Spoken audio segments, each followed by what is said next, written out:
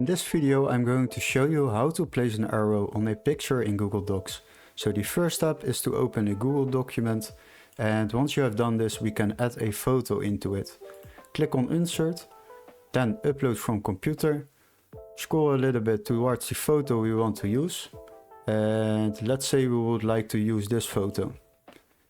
Now what we will do, we will go a little bit up, and after that click on Insert. We need to add a arrow into this.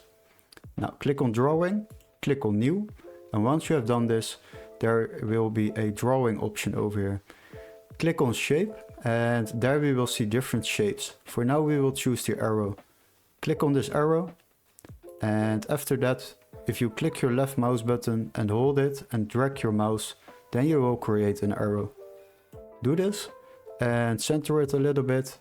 What we will do now is select the color of the arrow. I would like to use a red color, or maybe a green color is nice. You can also change the border color to show the color around this arrow. And what we will do, we will make it white. Now you can change also the border white, so the thickness of that line around this arrow, and make it like 8. As you can see, we have now created an arrow, but it's pointing to the left and we would like to rotate it a little bit. Let's rotate it towards this. And now you have rotated the arrow a little bit to point it towards the woman on the picture. Save it and close it.